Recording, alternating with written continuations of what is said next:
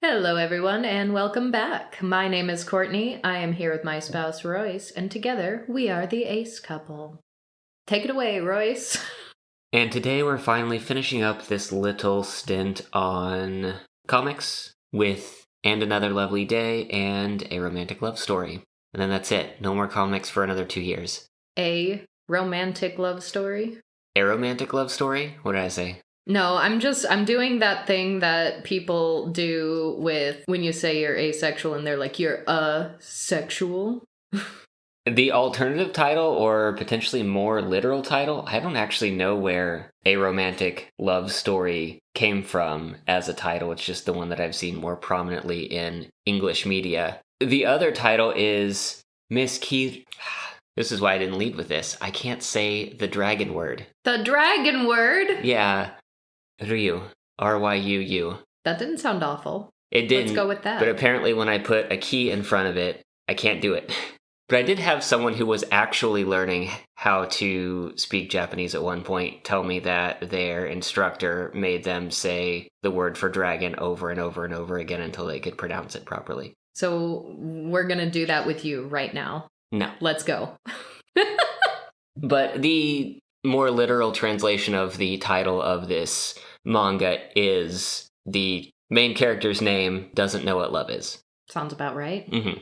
But do they want to know what love is? Sort of. Oh, but no. We'll get to that. I was really hoping you weren't going to make me sing the song. I'm not going to do it. So this is an episode of not committing to the bit? I know, I really hate myself for not committing to the bit, but I don't sing for people if I can avoid it. Plus, we'll probably get a copyright strike, which will really hurt our wallets on our videos that make, what, $2? So compared to some of the other pieces of media that we've talked about, both of these are a little bit lengthier. They do have some overlap just with, I guess, the interests of the characters in there. The first one I'm going to talk about, And Another Lovely Day, is a bit lighter. Not necessarily simpler, but it is first of all, it is a webtoon versus a manga, which is a little bit different, like release style, artistic style. Overall, there's less conflict. It's a bit lighter and happier most of the time. I think it sticks out to me because a lot of the conversations between the characters feel very ordinary and real, whereas the other one very intentionally goes off the rails a lot of times due to the protagonist's imagination. You're saying that as if that's not real and doesn't happen in real life. Just that it's not spoken out loud as often. So our protagonist in And Another Lovely Day are Nora and Elliot. They are both described as a person who does not fall in love. Okay, that's pretty... Very, very early on in the opening. Pretty on the nose. Got it.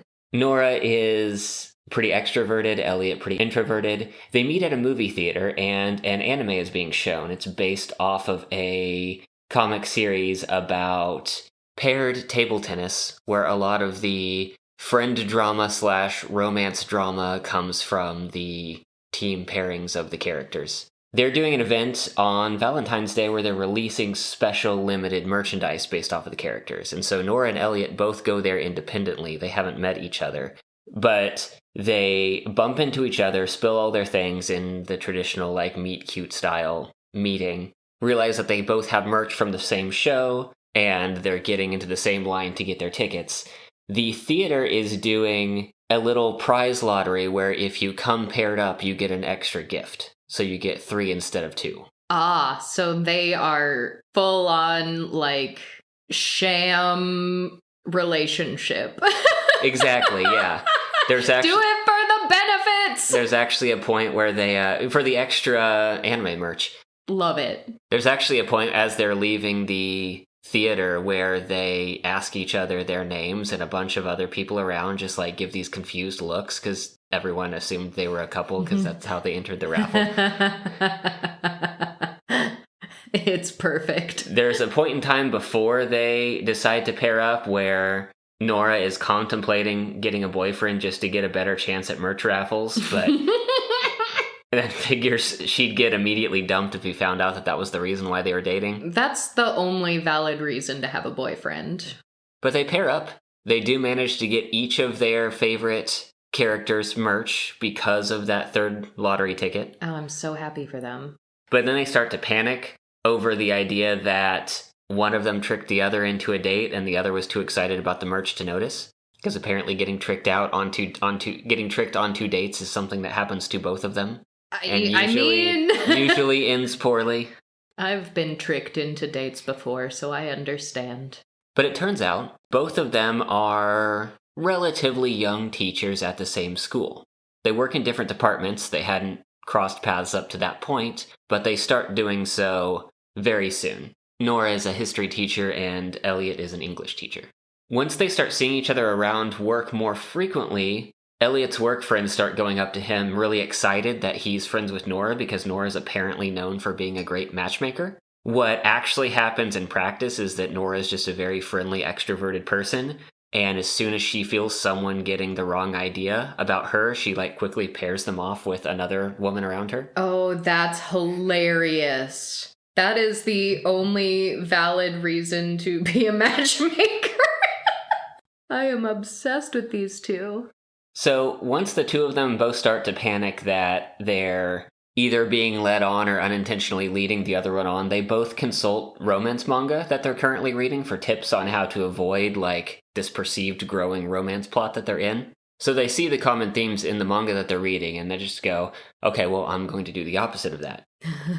So Nora reads that people start to get attracted to one another because they feel they're getting special attention. So she says, okay, I'm going to treat everyone evenly. No special attention. But her even is, again, very extroverted, very talkative. Elliot decides that being around one another can create, some warm feelings. And so he goes for a complete, cold shoulder approach, complete avoidance. Oh, no. And so they end up having a number of awkward meeting points around the office because their completely incompatible plans collide. That goes on for a little while, just for comedic effect. Eventually, one of Elliot's closest friends gets involved. It's mentioned that he is bi and that Elliot and him are at the complete opposite ends of the gender doesn't matter spectrum. And before long, there's this chapter called Confession. Elliot thinks this is going to be a romantic confession from Nora, but it's actually a coming out.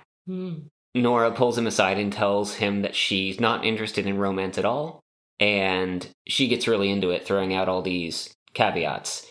She's like, I mean, not just with you, but any romantic relationships in general. And he's like, yeah, me too. And she says, I don't mean just now, but ever. He's like, yeah, me too. And it's not because of some promise or decision I've made or a health problem or a bad experience. It's just how I've always been. Yeah, me too. This goes on for a little bit more. Nora explains that she has a twin sister who is Aloe. With her sister and with their friend groups, she felt like she was falling behind by not dating in high school. She did go out with someone for a bit because she felt like she needed to, and it was meh. Question, you said the word aloe. Does the comic say the word aloe, or are you just saying that because, our listener base knows what that means? Let me reference that chapter. That's just what I wrote down.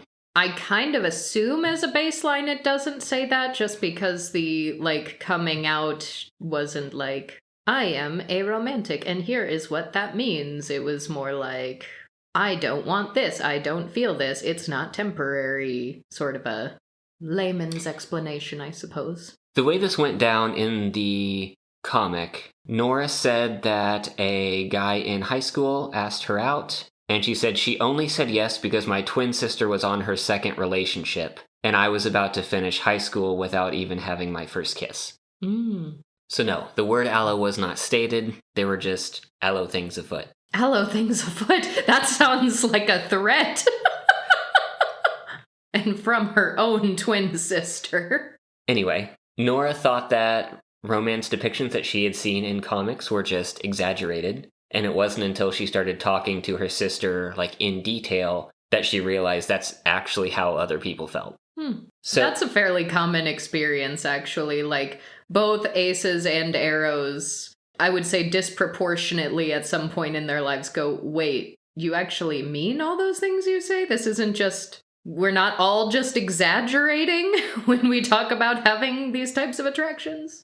So Nora goes on talking a little bit more. She dated some men, that didn't work. She tried dating a woman, and the woman very quickly thought that Nora was straight because she didn't feel any romantic or physical attraction from her. And this finally clicks for Nora when she's telling this girl she's dating that she finds her just as attractive as her ex-boyfriends, trying to argue against the comment, oh, you're straight, like, why are we dating? And it's her girlfriend that says, oh, well, your level of attraction for men and women seems the same because it's nothing. Like, are you asexual? The old, I thought I was bisexual because I was equally unattracted to both sides. Also, a fairly common experience. So with that, Nora and Elliot finally realize that both of them are ace, and they're each other's first ace encounters. And that is about halfway through the comic. The release is a little weird because there are release numbers, but each release number has like a couple of story segments into it. So there are like 40 of what I would normally call chapters, but there are like 103 parts. So that was, Confession was chapter 16, which is, I guess it was release 16 or post 16, which was chapters 50 through 53. So that's about halfway through what is out there. And I'm going to take a moment to call attention to something I pointed down that I thought was interesting. The artist used colors for everyone's names, and the color palettes of the main two characters makes up the Arrow Ace flag. Nora and Elliot's color palettes. And there was another thing I called attention to here. Now, when you say Arrow Ace flag, you mean like the orange and blue sort of gradient one? The one that has 5 bars, yeah. Yeah. That one is most commonly agreed upon as the combined Arrow Ace flag, but I know there are some people who prefer the, like, 4-line asexual flag with, like, an arrow-colored heart in the middle, because they just prefer the, like, purple and green colors and don't necessarily want the color separation from the Ace and Arrow communities respectively, and sort of want to honor both. So it's all personal preference. We've talked about flags to death, but I just wanted to clarify. Makes sense. Before getting back to the story, I just wanted to point out another artistic decision that the author pointed out, how it's not uncommon in this kind of media for there to be like something drawn in the background that is indicating the mood, like hearts drawn when something romantic is happening. They put stars in the background for non-romantic love in scenes. And the example posted while describing this was a scene of Nora and Elliot getting really excited talking about their favorite comic together. That's cute. I like that. But moving on a little bit, Nora and Elliot wanted to discuss things more, but it takes them a little bit of time to actually get together. There are just too many people around. And one thing that is brought up is that just as an ace person, sometimes being around groups of people, depending on what the vibe is, can feel very uncomfortable. And Nora says here that there's always a part of me that's bracing for a wrong assumption or a misunderstanding. And such a misunderstanding happens at work very soon thereafter. The vice principal mentions that Nora will be burning the candle at both ends once she has kids.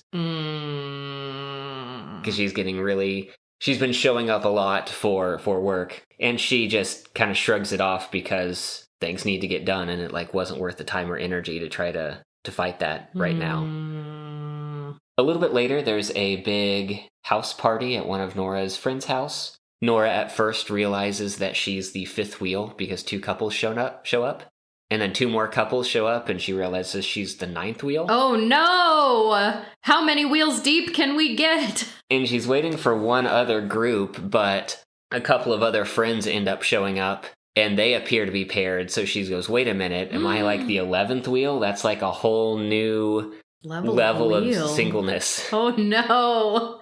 Not the 11th wheel. And it goes back to that sort of wrong assumption or misunderstanding. She's saying that it's just embarrassing to be the odd one out in a big group like this. See, that I don't get so much. I find that I am always the odd one out in any given group I am in, regardless of the circumstances. One way or another, I have become the odd one out. Well, this was somewhat unexpected to the party, but Elliot ends up getting invited by a friend. a mutual friend. He wasn't intending on coming to this event. Parties aren't really his thing, but he ends up showing up here, and there's very quickly a misunderstanding amongst the friend groups that the two of them are dating. Mm. And to add to her discomfort, she says that she feels the inescapable crosshairs of old friends sensing new gossip material. Oh, that's a great line. A few of her friends kind of pull her away, or like in another area of the house, to try to ask about what's going on. And they actually drop that they've been waiting, worried for Nora to find someone. And she tries to come out in that moment, but like can't find her voice. And while that's going on, and a big part of that was because she didn't know like her friends saw her as like beneath them or more immature or not like far along in life. Like she thought they were all fine. But then when that comes out, it changes things. Boo these friends. Boo them. I'm just gonna go out on a limb here, and I'm speaking to the aloes amongst us. I'm just gonna say, even if a single friend is completely alloromantic, allosexual, even if they are actively seeking a partner and don't have one yet, maybe let's not project immaturity onto them or worry. Maybe let's just meet people where they're at and let them live their lives. Groundbreaking, I know. So while that uncomfortable situation is happening, Elliot's social battery is rapidly draining around strangers, and he ends up getting up to leave to go somewhere else, and one of the friends, like, escorts him to the bathroom because he's never been in this house before. They end up running directly into the gossip group in the back of the house and revealing the truth of their relationship awkwardly. The truth is, we are anime merch partners. Yes. Only. There's a flurry of apologies, no coming out, but Nora does say, I don't want to date anyone, especially not a coworker. But I think that little added part sort of diffused the actual, like, coming out as Arrow Ace part of it. Because, of course, if you say, I don't want to date anybody, people aren't going to believe you. But Right. if you say, I don't want to date a coworker, everyone's going to be like, okay, yeah, that makes sense. I can see that. So a little bit of time passes. Nora and Elliot try to, I believe they go to a park to have a little private conversation. And one thing, there are two other pretty prominent characters. One of them is Elliot's bi-friend. Another one is an accomplished author that Nora knows. That was really funny because you started this with, a bisexual friend and a really accomplished, and my brain was fully prepared for you to give another sexual orientation, and I was like, I can't wait to find out what you consider to be like a very accomplished gay friend. We did have a gay friend recently we were talking about, D&D and nerd shit, and he was like, my gayness level is really high. He is a very accomplished gay. So, not gay at all. Author. Not even a gay author? Actually, yes. It is a gay author! I don't know specifically gay, but at least attracted to the bi person. So.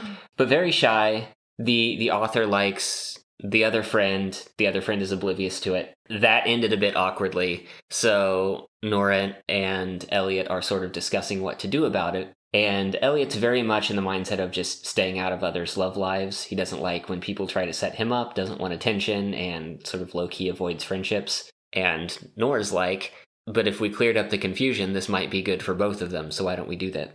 And we get a bit of her thought process about relationships in general, and she says that she has a solid friendship from childhood, but has said that they've drifted as they've gotten older, and the one common point that they can always come back to and talk about is their love lives. Because, like, school has changed, college has changed, work, life, all of those things are different, but the one thing that they tend to come back to is this common sort of gossip circle.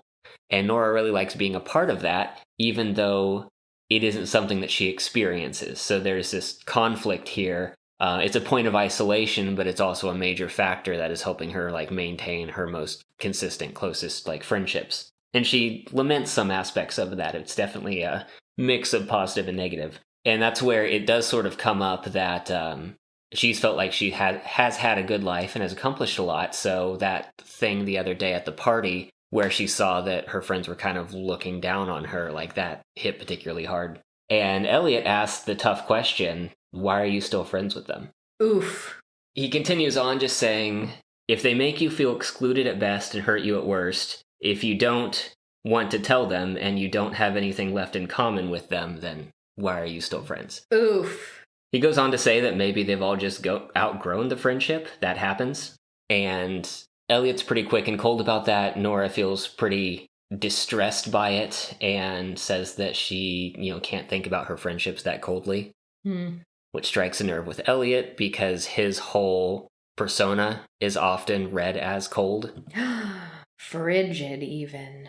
I take that back. I meant it as a joke, but even joking about a fictional character, I feel bad. I'm sorry!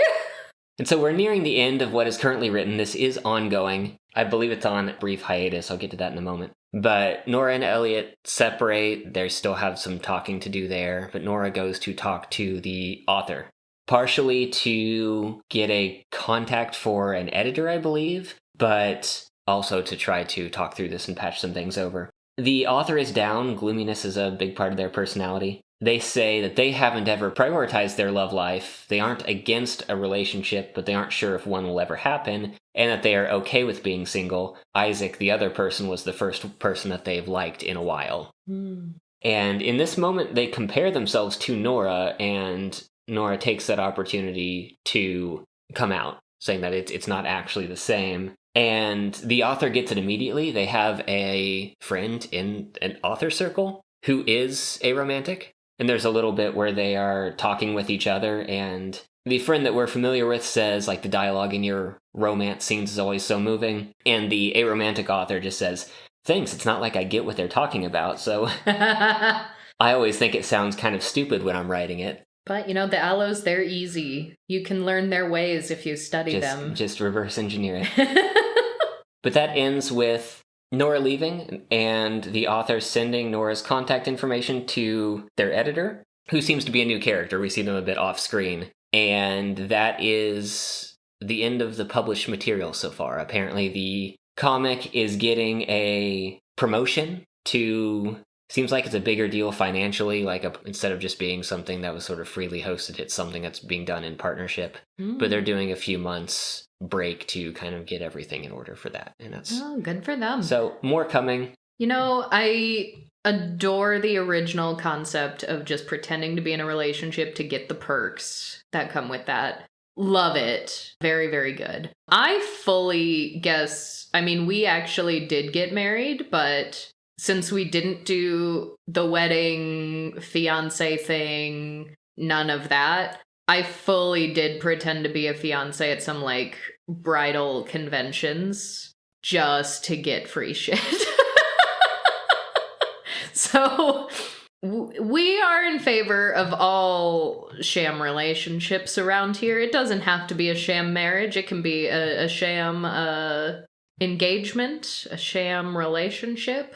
Find your platonic buds and milk the allonormative system for every drop it's got.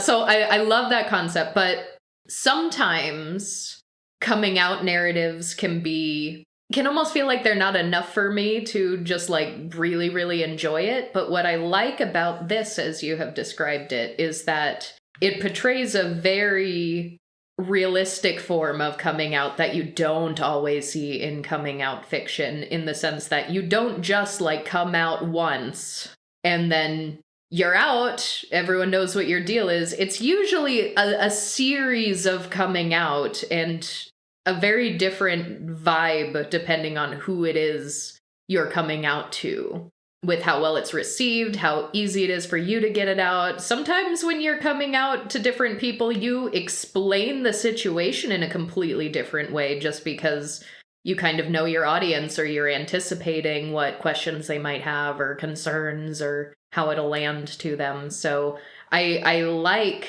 a portrayal of coming out with aspec identity where I think there were at least 3 different instances that you mentioned in different circumstances, which is very realistic. I think that's what bothers me most about the average coming out narratives in fiction, where you come out and great, did that, everyone's happy for you.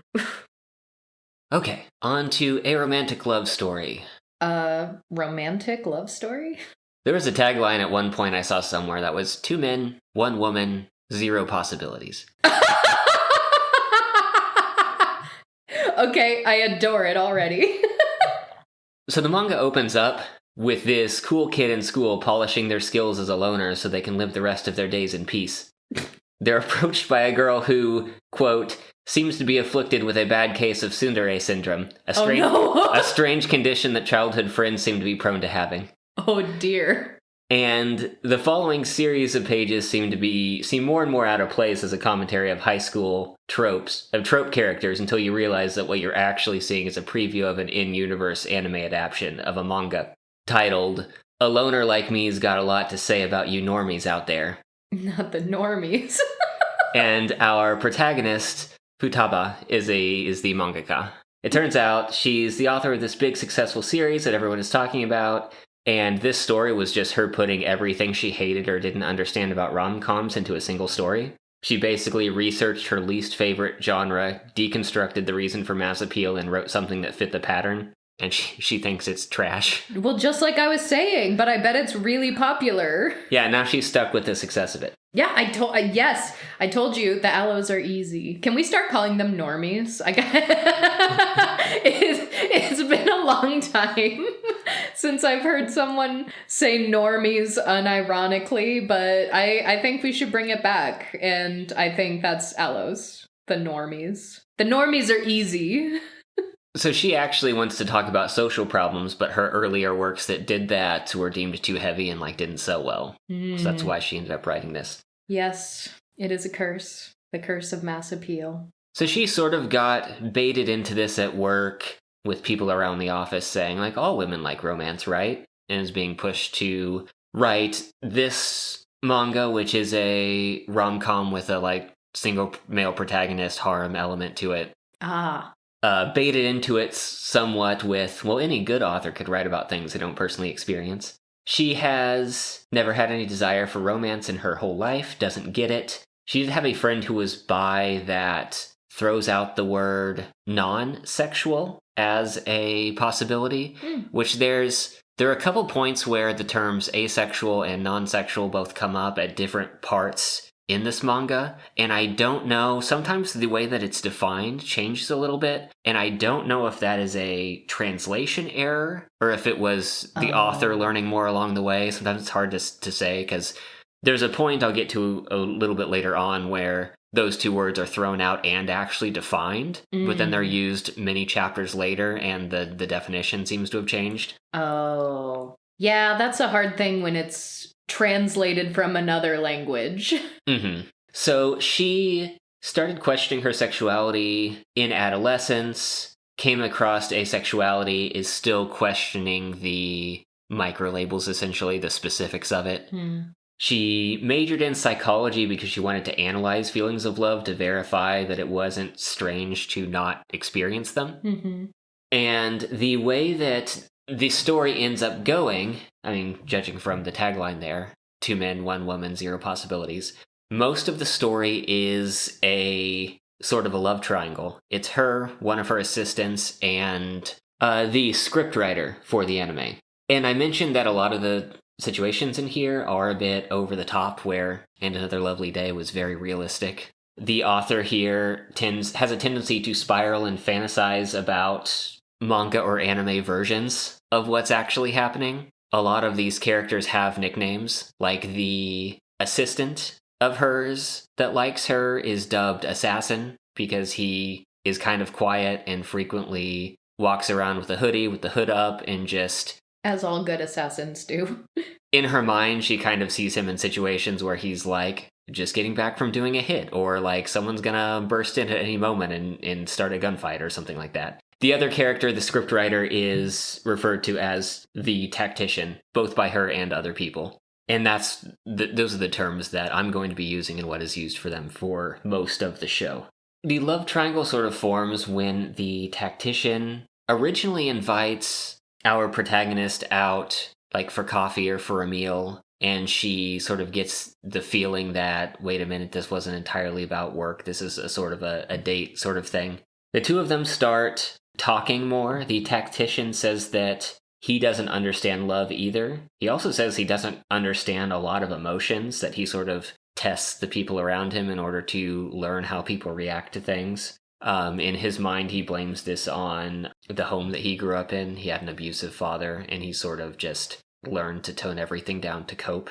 But he's still in the process of trying to figure out like why he is the way he is and all of that. On the other side of things, Assassin's favorite manga is the one that our protagonist wrote and worked on. He's been basically looking up to her or following her works for a long time, and it was kind of his dream first to work on something with her and then to try to become a published author himself and like see his works alongside hers in an actual store. During a bit of a confession, he says that he has always been chasing after her. Basically, it's been a number of years since he first read her works.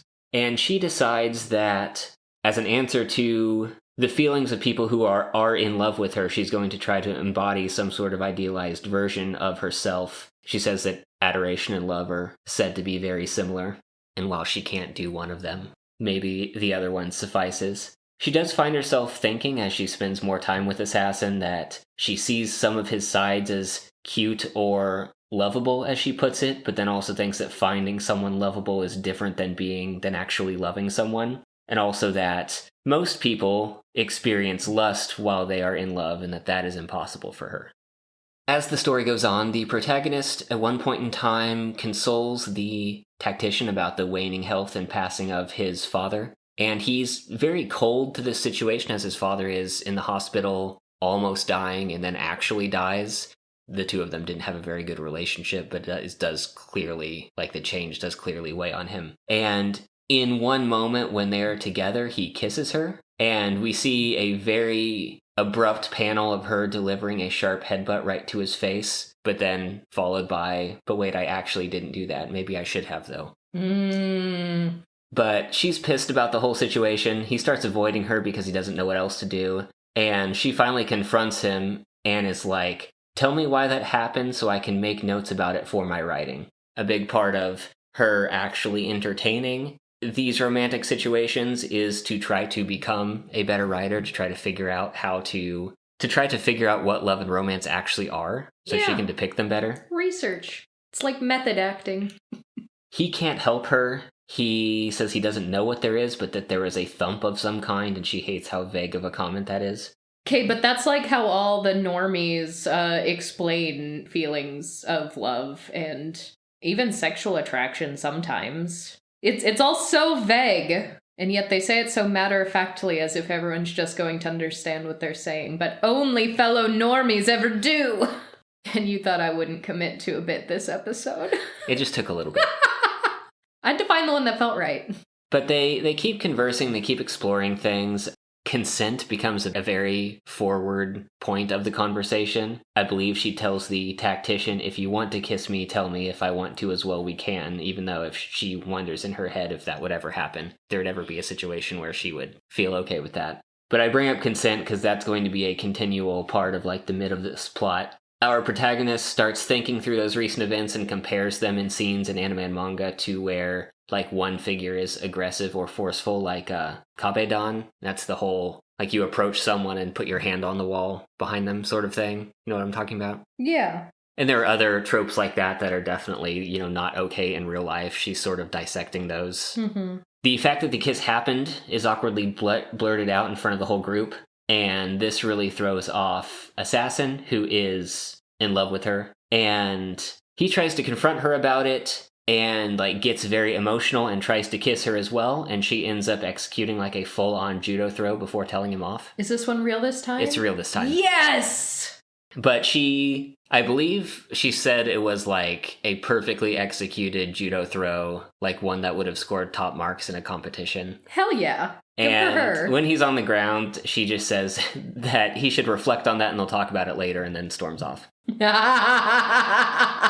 Storms off while thinking, love is no good, there's only trouble.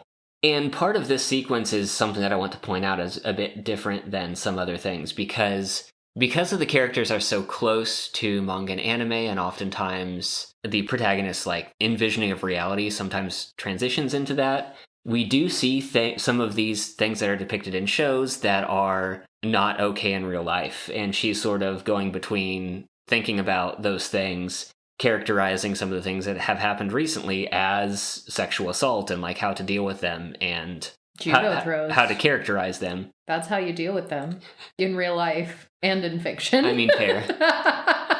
But we do see her and other characters remarking on this behavior, and that's not always seen, in media where these sorts of things happen. Right. Which I like that as a meta commentary in general. I like the point of view being this completely aromantic author. Asexual too?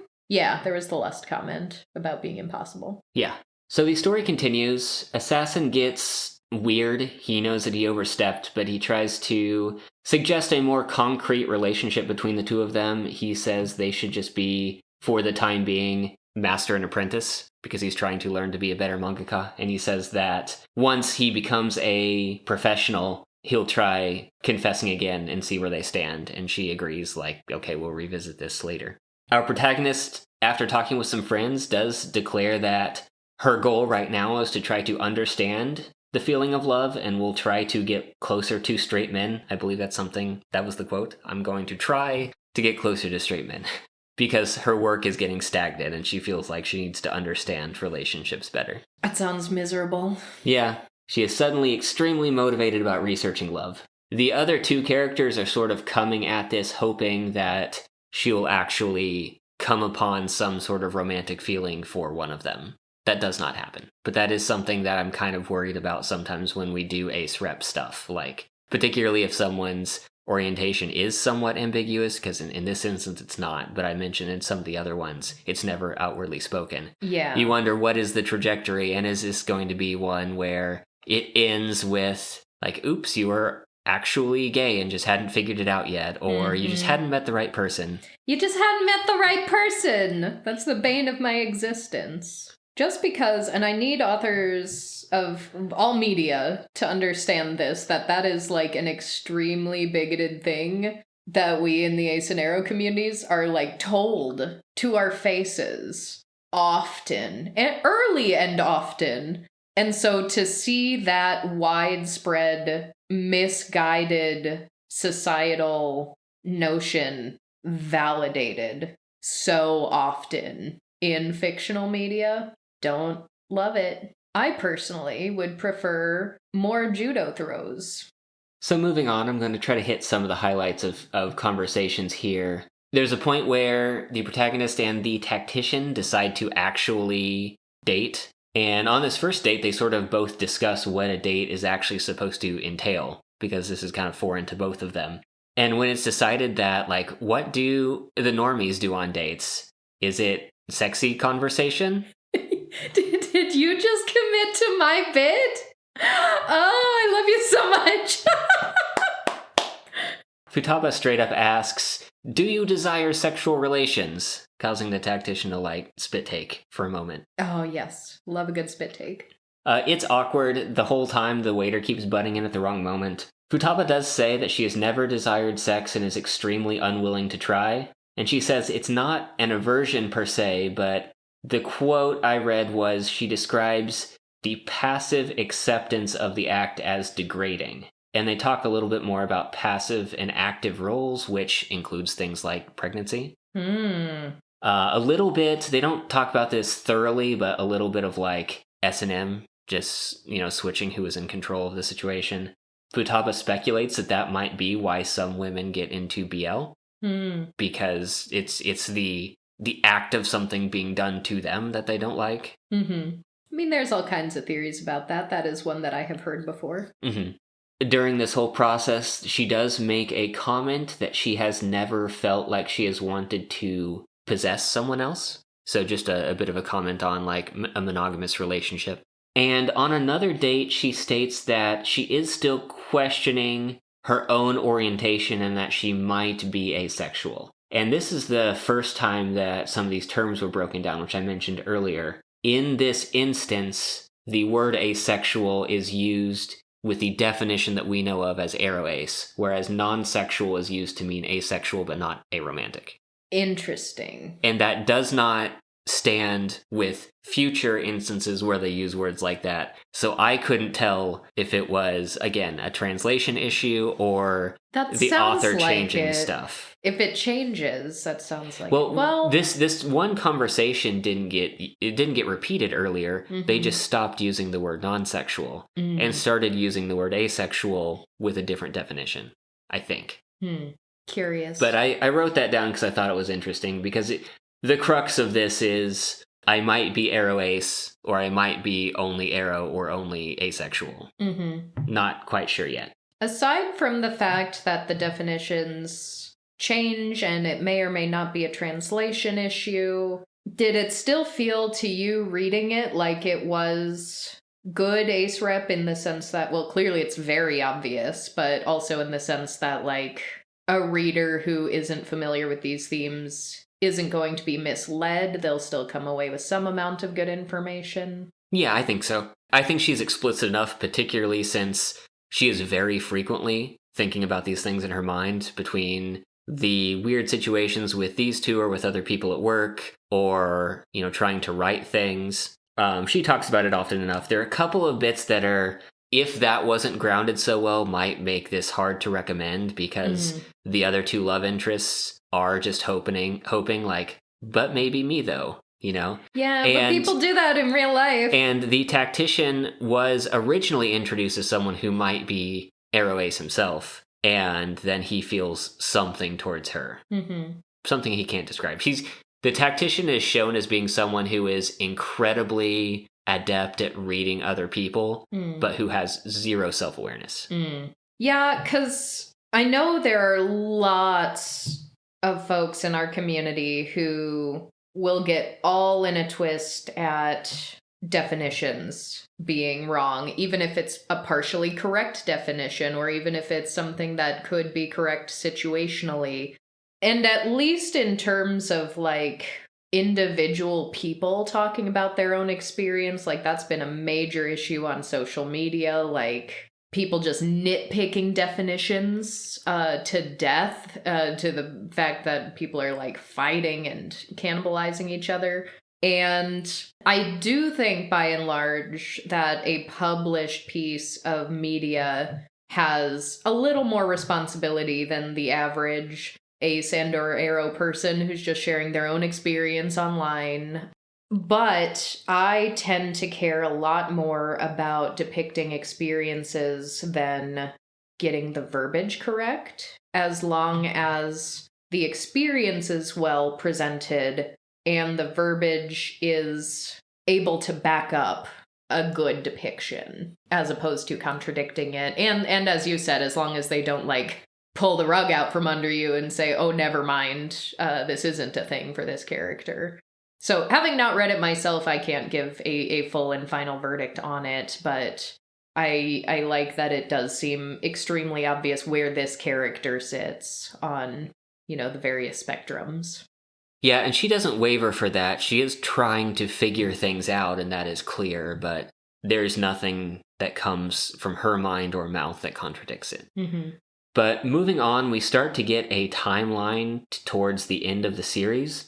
She and the tactician agree that they're going to date on a trial run. They're going to set a time limit on it, and they're going to reassess their relationship at that point to see if they actually have any feelings about being together. And shortly thereafter, Assassin gets his first short published. It does very well, although it is about a high schooler falling in love with a distant senpai who isn't interested in love. I wonder where he got that idea from. We hate him. Yeah. We hate Assassin, which is so unfortunate because he's got such a cool name. And there's a shakeup at the office. A new editor comes on. The anime is about to end, and he decides to cancel the manga to line up with the end of the anime, and sets an ending date on it. That ending date is end of the year, which is also when the relationship with Tactician is set to end. The new editor-in-chief says basically the manga is formulaic and it seems like the author doesn't even like it, that there's no passion in it, which is correct. But Futaba has mixed feelings about it. She felt like the industry that she's in forced her to make this work in the first place, that what she had to do was make something like this to get people to listen so that she could say things that she actually wanted to say. Oof. But she still feels like it's still hers. She spent all this time and effort on it and, has bonded with the characters that she created. And at the same time, there is a bit of relief that, one, she doesn't have to continue that, and that because she doesn't have to continue that manga, she doesn't have to try to figure out and understand love, because that was the point. She's also feels complicated emotions over Assassin's debut series, which hits first in the popularity polls for brand new series, because she feels the frustration of being a minority because she's not able to write relatable material for the majority because she isn't a part of that group. Yeah. And so someone who came along and just wrote something from their own experience, and it was immediately well received. The experience that was negative for her. And this is where her self-discovery really hits her for the first time. I believe it's the first time that the word defective came out. Aw. She went through all this to make a series, to pander to readers, to get into a position to be able to say something meaningful, and feels like she can't even pander properly. And a few more months pass. They're closing in on this end date. Assassin's career is going well enough that he has a date for quitting and going off on its own. It is around the same time of the anime ending and the manga ending and the relationship with Tactician ending, so all of the loose threads are sort of piling on at once. Her and Assassin do have a good chat. He spent some time researching asexuality between their last chat and this one, and comes at it with a much better mindset than the last time they talked about relationship stuff, the one that ended with a judo throw. At the end of their relationship, Tactician does end up proposing. He says that he knows that she doesn't love him, but asks anyway. Oh my god. I hate this so much. And a friend of the protagonist says that she knows a straight and a gay person who got married and have kids. Yeah, good for them. That friend herself says that she's going to get married and have kids, but says at the same time that she can't escape the values society forced on me, in sort of a resigned, reluctantly resigned tone. The conversation between their friends steers into things like IVF, population issues, morality. Boo. No, they're all speaking. It's things that I jotted this down because it's all things we've been talking about recently. Oh, so they're on the right side of the conversation. They're ranting about it. Good. Feeling like they're stuck in it. Can we judo throw the system? You'd need a really strong foundation and lock, I would assume. Done. I've been training. Don't know how to judo throw, though. It would have to be a Tai Chi throw.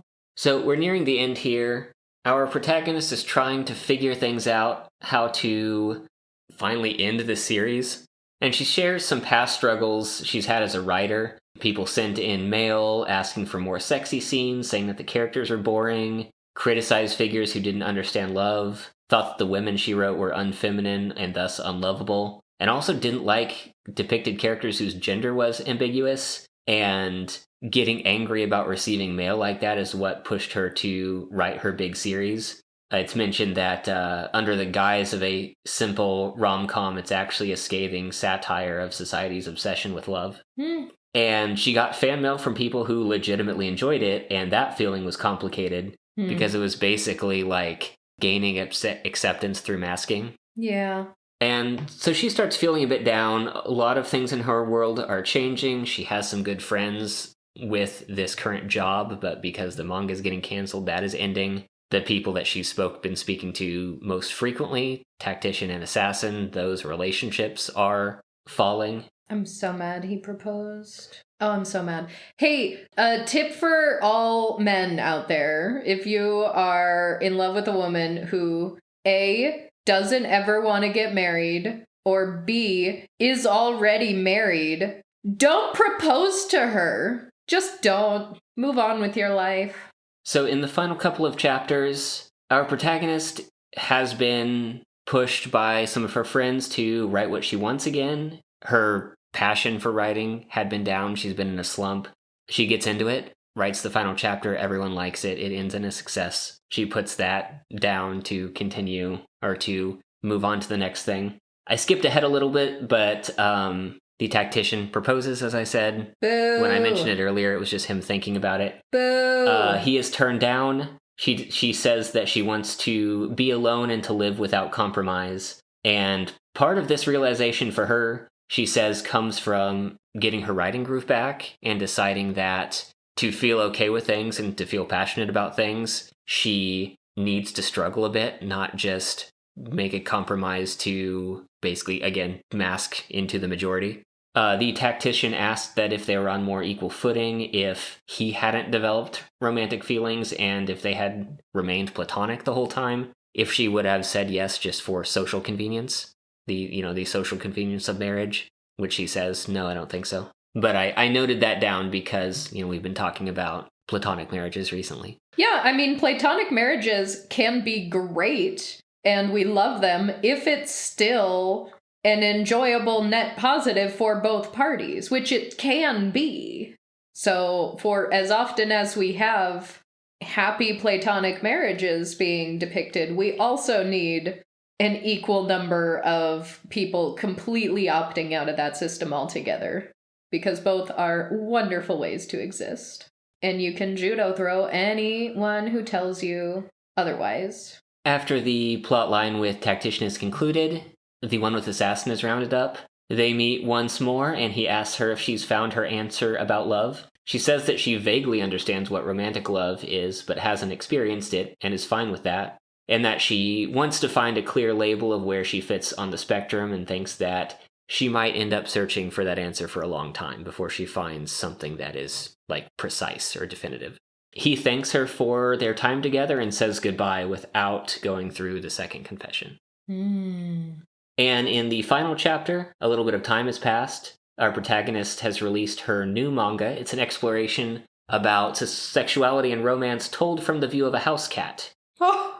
The cat lives in an apartment with a gay man and a woman who is in the middle of questioning her sexuality and gender. And it is published in a magazine meant for an older demographic than her previous one, so she's able to be more explicit with her writing. Amazing. What a happy ending. Mm-hmm. The ending, Assassin is also doing well. His new series is a hit. Oh, boo. The two of them keep in touch as friends.